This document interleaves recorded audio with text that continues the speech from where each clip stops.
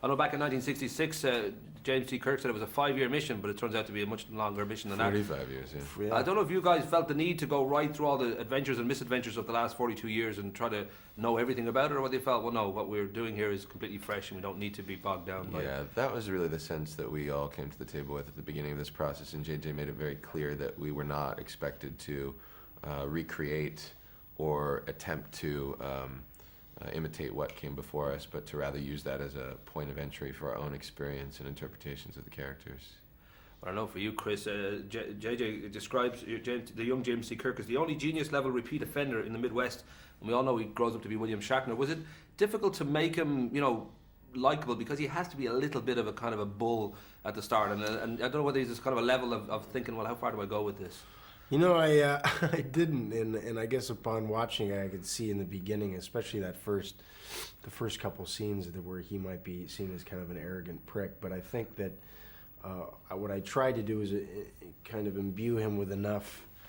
I think a lot of us have been in that place where you're overcompensating with bravado and all that to mask an incredible amount of insecurity and fear of failure, which I think that Kirk is definitely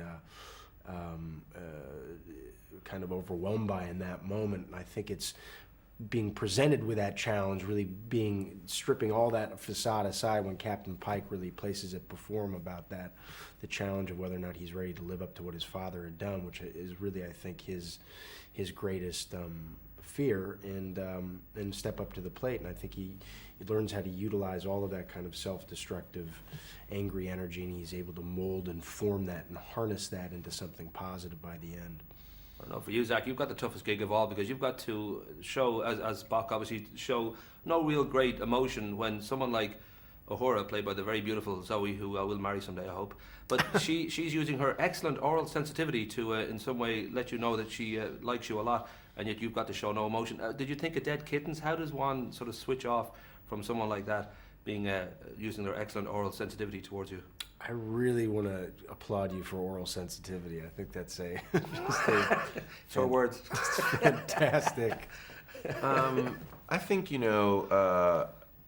it's about containment, really. There's a common misconception, I think, among people that Spock doesn't feel, when on the contrary, he feels very deeply. And the relationship between Spock and Uhura in the film, while providing a tremendous sense of levity and humor and fun between Kirk and Spock and Kirk and Uhura, for Spock and Uhura, I think actually is a really important element of the story, because she represents in a lot of ways a canvas onto which Spock is able to project a lot of the emotions that he can't express.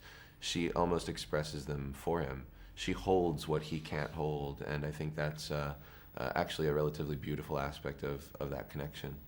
The one downside of doing such a great job here, and you do a wonderful job in both of your portraits, is that you've obviously got a potential here to have a wonderful career, but then there's also that potential that if it doesn't quite work out, you could be doing a T.J. Hooker remake, and you could be singing the Ballad of Bilbo Baggins. And I will be doing regardless of whether it works out. I will. I appreciate the support. Really, it's but is there that? There's even almost like a reference to the William Shatner course, where somebody becomes so famous for a role that it sort of stifles their career for a while.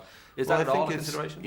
We're making this film in a very different time. When Leonard and Mr. Shatner were doing the series and subsequent films, I think there was still much more of a stigma attached to science fiction, which has dissipated over the years. And frankly, I also think people's attention spans have dissipated over the years as well. So the idea that people hold on to these notions of characters being inextricably tied, actors being inextricably tied to the characters they play, doesn't really seem to be something that has the same resonance in the industry today as it did then. So Chris and I both come from theater backgrounds, and we're both really interested in careers of diversity and longevity. So it's incumbent upon us now to make sure that happens, and I know both of us are more than up for the challenge.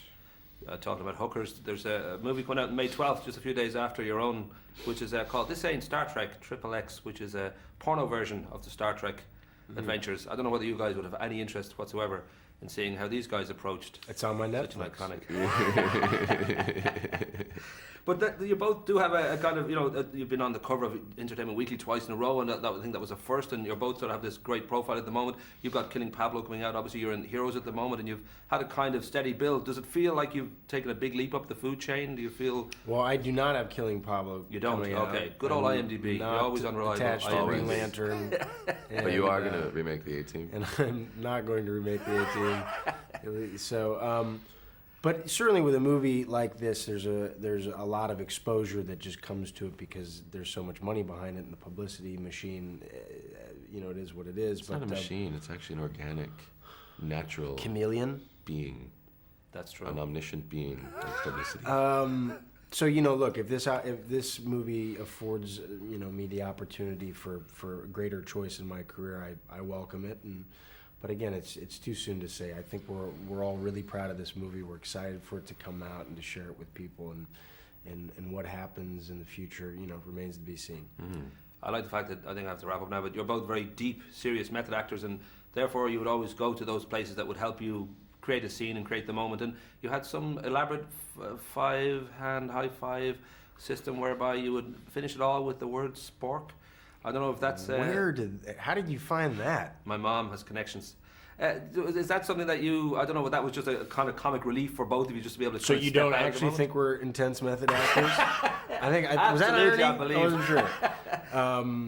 There was an occasional spork handshake that would have to be... There was a spork situation. They would have to be engaged prior to intense, emotionally... Charged or physically demanding. It was a unifying sort of grounding. Much like the Star Warsian Force. And could you show us? I don't know if you have a PG-rated version or something we can show us. Is it very elaborate? It would require standing, and there's microphones. That whole suffice it to say, it is hugely responsible. The energy produced by that too could decimate this room as we know it. Yeah, so that's true. It's a safety. We want to try keep to you put safe. administration up for Clearly, you're nervous, so we don't want to add to your... I could leave the room. You could do it. Yeah, totally. Rock and roll. Listen, I've been given the friendly finger. Well done, guys. Nice to meet you. Have fun on this Pleasure. nice long trip you're doing. Yeah.